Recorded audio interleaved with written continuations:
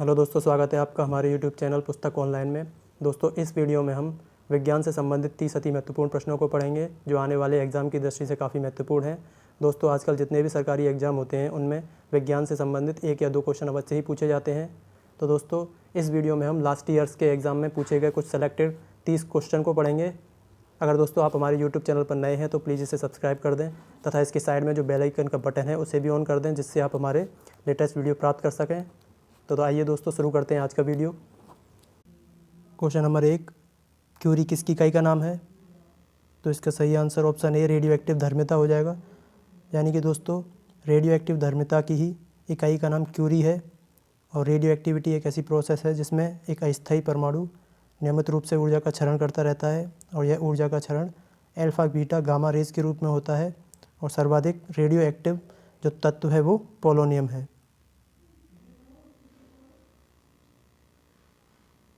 Next है question number 2, निम्न में सदिश राशि नहीं है। तो इसका सही आंसर ऑप्शन बी विद्युत धारा हो जाएगा। यानी कि दोस्तों, विद्युत धारा एक सदिश राशि नहीं है।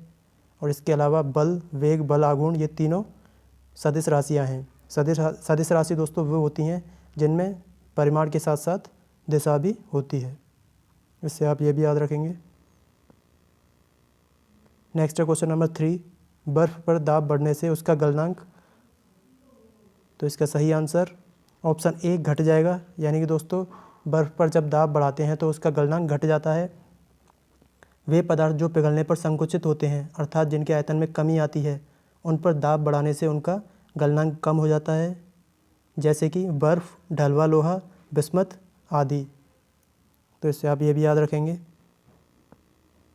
नेक्स्ट है क्वेश्चन नंबर 4, निम्नलिखित में से कौन उपधातु है? तो इसका सही आंसर ऑप्शन डी उपरोक्त सभी हो जाएगा। यानी कि दोस्तों, आर्सेनिक, एंटीमनी और बिस्मथ ये सभी उपधातु के उदाहरण हैं। नेक्स्ट है क्वेश्चन नंबर 5, फाइकोलॉजी में किसका अध्ययन किया जाता है? तो इसका सही आंसर ऑप्शन ए शैवाल हो जाएगा। यानी कि दोस्तों, शैवालों से संबंधित विज्ञान को फाइकोलॉजी कहा जाता है। कवक से संबंधित विज्ञान को माइकोलॉजी कहा जाता है। और पारिस्थितिकी से संबंधित विज्ञान को इकोलॉजी कहा जाता है। और दोस्तों, विषाणु से संबंधित विज्ञान को वायरोलॉजी कहा जाता है। तो इससे आप ये भी याद रखेंगे। नेक्स्ट है क्वेश्चन नंबर 6, द्विनाम पद्धति के प्रतिपादक कौन है? तो इसका सही आंसर ऑप्शन ए कैरोलस लीनियस हो जाएगा। यानी कि दोस्तों, द्विनाम पद्धति जो है वो कैरोलस लीनियस ने दी थी। और थियोफ्रेस्टस जो हैं वो वनस्पति विज्ञान के जनक हैं। अरस्तु जंतु विज्ञान के जनक हैं। और ग्रेगर जॉन मेंडल आनुवंशिकी के जनक हैं। तो इससे आप ये भी याद रखेंगे। नेक्स्ट है क्वेश्चन नंबर 7, ऊर्ध्वपातिज पदार्थ कौन सा है? तो इसका सही आंसर ऑप्शन डी यानी कि उपरोक्त सभी हो जाएगा। दोस्तों, कपूर, नेफ्थलीन, अमोनियम क्लोराइड ये सभी ऊर्ध्वपातिज पदार्थ हैं। ऊर्ध्वपातिज पदार्थ वो होते हैं जो ठोस अवस्था से डायरेक्ट गैस में कन्वर्ट होते हैं, और ये ठोस अवस्था के बाद द्रव अवस्था में कन्वर्ट नहीं होते हैं। और अमोनियम क्लोराइड को नौसादर भी कहा जाता है। तो इससे आप ये भी याद रखेंगे। नेक्स्ट है क्वेश्चन नंबर 8, एम्पियर सेकंड किसका मात्रक है? तो इसका सही आंसर ऑप्शन बी आवेश की मात्रा हो जाएगा। यानी कि दोस्तों, एम्पियर सेकंड आवेश की मात्रा का मात्रक है। दोस्तों, धारा जो होती है I = Q/T होती है। इसमें I का जो मात्रक होता है वो एम्पियर होता है, और Q आवेश की मात्रा होती है, और T सेकंड होता है। अब अगर इस इक्वेशन में दोनों तरफ अपन सेकंड यानी कि T का मल्टीप्लाई कर देते हैं तो इधर T से T कट जाता है और इधर ये सेकंड आ जाता है। यानी कि एम्पियर सेकंड का मात्रक आवेश की मात्रा के बराबर हो जाता है। तो दोस्तों, एम्पियर सेकंड का मात्रक आवेश की मात्रा को दर्शाता है। इससे आप ये भी याद रखेंगे। नेक्स्ट है क्वेश्चन नंबर 9, अल्फ़ा किरणें हैं। तो इसका सही आंसर ऑप्शन बी यानी कि He++ आयन हो जाएगा। He++ आयन को अल्फ़ा किरणें कहते हैं। और अल्फ़ा किरणों की खोज रदरफोर्ड ने की थी। हाइड्रोजन की खोज हेनरी कैवेंडिश ने की थी। इलेक्ट्रॉन की खोज सर जे थॉमसन ने की थी। और प्रोटॉन की खोज भी रदरफोर्ड ने की थी। तो इससे आप ये भी याद रखेंगे। नेक्स्ट है क्वेश्चन नंबर 10, निम्न में से किस गैस में सड़े अंडे जैसी गंध आती है? तो इसका सही answer option B hydrogen sulphide हो जाएगा। हाइड्रोजन सल्फाइड का जो फॉर्मूला है वो H2S होता है और नाइट्रस ऑक्साइड का जो फॉर्मूला है होता है वो N2O होता है और इसे हास्य गैस यानी लाफिंग गैस भी कहा जाता है। और ओजोन जिसका फॉर्मूला O3 होता है, इसमें सड़ी मछली जैसी गंध भी आती है, तो इससे आप ये भी याद रखेंगे। नेक्स्ट है क्वेश्चन नंबर 11, नाइट्रोजन यौगिकीकरण में निम्नलिखित में से कौन सी फसल सहायक है? तो इसका सही आंसर ऑप्शन सी फली हो जाएगा। यानी कि दोस्तों फली जो होती है वो नाइट्रोजन यौगिकीकरण में सहायक फसल होती है। और दोस्तों पौधे जो होते हैं वो मुक्त नाइट्रोजन को सीधे उपयोग में नहीं ले सकते हैं, वे पहले नाइट्रोजन को यौगिक में कन्वर्ट करते हैं और फिर उपयोग में लेते हैं। नाइट्रोजन के यौगिक में कन्वर्ट करने की इस प्रोसेस को नाइट्रोजन का स्थिरीकरण कहा जाता है। और दोस्तों दलहन कुल के जो पौधे होते हैं उनमें उनकी जड़ों में एक राइजोबियम नाम का जीवाणु पाया जाता है जो वायुमंडल की स्वतंत्र नाइट्रोजन को यौगिक में कन्वर्ट करता है, तो इससे आप ये भी याद रखेंगे। नेक्स्ट क्वेश्चन नंबर 12, निम्न में से बेकिंग सोडा का रासायनिक सूत्र क्या है? तो इसका सही answer option C sodium bicarbonate हो जाएगा। यानी कि दोस्तों बेकिंग सोडा जो है वो सोडियम बाइकार्बोनेट होता है और इसका जो फॉर्मूला होता है वो NaHCO3 होता है। और सोडियम क्लोराइड साधारण नमक को कहा जाता है और सोडियम कार्बोनेट जो होता है वो धावन सोडा कहा जाता है। कैल्शियम कार्बोनेट को चूना भी कहा जाता है। नेक्स्ट है क्वेश्चन नंबर 13, 0 डिग्री सेंटीग्रेड से 100 डिग्री सेंटीग्रेड तक पानी के घनत्व पर क्या प्रभाव पड़ता है? तो इसका सही आंसर ऑप्शन सी यानी कि पहले बढ़ता है और फिर घटता है हो जाएगा।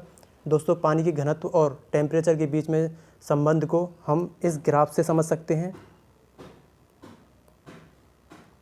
ये डेंसिटी है और इधर टेम्परेचर है। यानी कि दोस्तों 0 डिग्री सेंटीग्रेड से 4 डिग्री सेंटीग्रेड तक पानी के घनत्व में वृद्धि होती है और 4 डिग्री सेंटीग्रेड से 100 डिग्री सेंटीग्रेड तक पानी के घनत्व में कमी आती है और 4 डिग्री सेंटीग्रेड पर पानी का जो घनत्व होता है वो मैक्सिमम होता है। दोस्तों यही व्यवहार है जो पानी को अन्य द्रवों से भिन्न बनाता है। इस व्यवहार के कारण ही मछलियाँ सर्दियों में झील जमे होने के कारण भी उसमें जिंदा रह पाती हैं और सर्दियों में पाइपों में बर्फ़ जमने के कारण पाइप फट भी इसी व्यवहार के कारण जाते हैं, तो इससे आप ये भी याद रखेंगे। नेक्स्ट है क्वेश्चन नंबर 14, निम्नलिखित में से ध्वनि का वेग सर्वाधिक किस माध्यम में होता है? तो इसका सही आंसर ऑप्शन सी यानी कि लोहा हो जाएगा।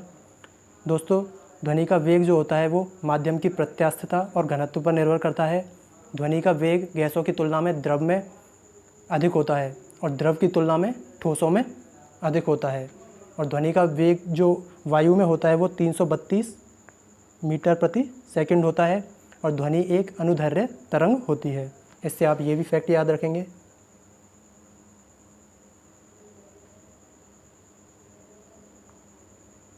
नेक्स्ट है क्वेश्चन नंबर 15, निम्नलिखित में से हाइड्रोजन का समस्थानिक नहीं है? तो इसका सही आंसर ऑप्शन सी एट्रियम हो जाएगा। यानी कि दोस्तों प्रोटियम, ड्यूटेरियम और ट्राइटियम ये तीनों ही हाइड्रोजन के समस्थानिक हैं और हाइड्रोजन की खोज कैवेंडिश ने की थी, तो इससे आप ये भी याद रखेंगे। नेक्स्ट है क्वेश्चन नंबर 16, संभारिक में किसकी संख्या समान होती है? तो इसका सही आंसर ऑप्शन डी यानी कि न्यूक्लियन हो जाएगा। दोस्तों किसी परमाणु के नाभिक में उपस्थित प्रोटॉन और न्यूट्रॉन की संख्या के योगफल को उस परमाणु की द्रव्यमान संख्या या न्यूक्लियन संख्या कहा जाता है। और संभारिक तत्वों में द्रव्यमान संख्या तो समान होती है परंतु प्रोटॉनों की संख्या भिन्न भिन्न होती है। नेक्स्ट क्वेश्चन नंबर 17, लाइकेन सूचक होते हैं? तो इसका सही आंसर ऑप्शन ए यानी कि वायु प्रदूषण हो जाएगा।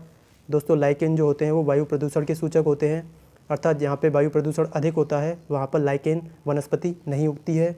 और लाइकेन वनस्पति एक ऐसी वनस्पति होती है जिसके अंदर कवक और शैवाल दोनों एक साथ जीवन यापन करते हैं। शैवाल में पर्णरहित होने के कारण ये अपना भोजन स्वयं बनाते हैं और कवक शैवाल के ऊपर परजीवी के रूप में जीवन यापन करते हैं, तो इससे आप ये भी याद रखेंगे। नेक्स्ट है क्वेश्चन नंबर 18, मूलांकुर से विकसित होने वाली जड़ें क्या कहलाती हैं? तो इसका सही आंसर ऑप्शन बी यानी कि मूसला जड़ें हो जाएगा। दोस्तों मूलांकुर से विकसित होने वाली जो जड़ें हैं वो मूसला जड़ें कहलाती हैं। गाजर, मूली, चुकंदर और सलजम ये सभी मूसला जड़ों के उदाहरण हैं, इससे आप ये भी याद रखेंगे। नेक्स्ट है क्वेश्चन नंबर 19, निम्नलिखित में से कौन सा एक जड़ नहीं है? तो इसका सही आंसर ऑप्शन ए यानी कि आलू हो जाएगा। दोस्तों आलू एक भूमिगत तना है और इसके अलावा गाजर, शकरकंद और मूली ये सभी मूसला जड़ों के उदाहरण हैं। नेक्स्ट है क्वेश्चन नंबर 20, अदरक है, तो इसका सही आंसर ऑप्शन बी यानी कि राइजोम हो जाएगा। दोस्तों अदरक एक राइजोम का उदाहरण है और राइजोम को हिंदी में प्रकंद भी कहा जाता है। इसके अलावा अदरक, केला, हल्दी ये सभी राइजोम के ही उदाहरण हैं, तो इससे आप ये भी याद रखेंगे। नेक्स्ट है क्वेश्चन नंबर 21, निम्नलिखित में से किस में वैद्युत संयोजक बंधन है? तो इसका सही आंसर ऑप्शन डी यानी कि NaBr हो जाएगा। दोस्तों जब एक परमाणु से दूसरे परमाणु में इलेक्ट्रॉन के स्थानांतरण से उन दोनों के मध्य में बंधन बनता है तो उसे वैद्युत संयोजक बंधन कहते हैं। इसी प्रकार NaCl के मध्य में भी वैद्युत संयोजक बंधन है। इसमें सोडियम अपना एक इलेक्ट्रॉन क्लोरीन को देता है और NaCl को साधारण नमक भी कहते हैं।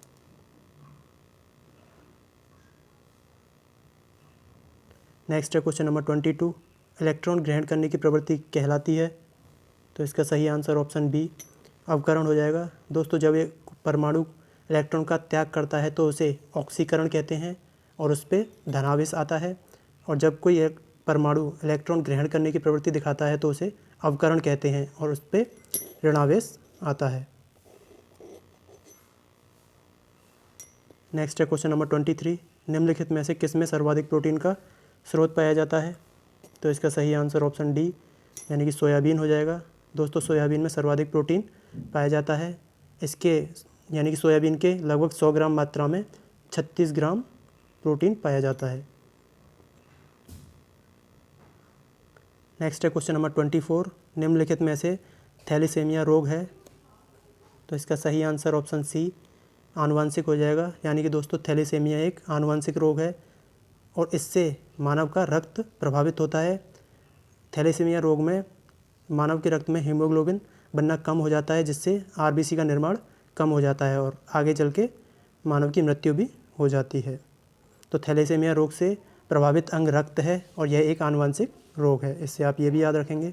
नेक्स्ट है क्वेश्चन नंबर 25, प्रकाश संश्लेषण की क्रिया में क्या बाहर निकलता है? तो इसका सही आंसर ऑप्शन सी यानी कि ऑक्सीजन हो जाएगा।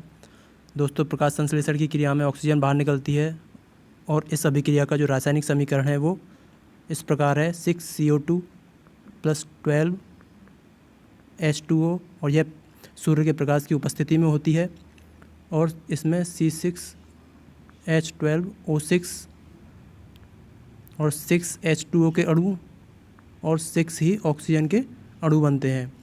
इसमें C6H12O6 एक कार्बोहाइड्रेट है जिसका उपयोग पौधे भोजन के रूप में कर लेते हैं और ऑक्सीजन को वायुमंडल में मुक्त कर देते हैं, जिसको कि सभी जीव ग्रहण करते हैं।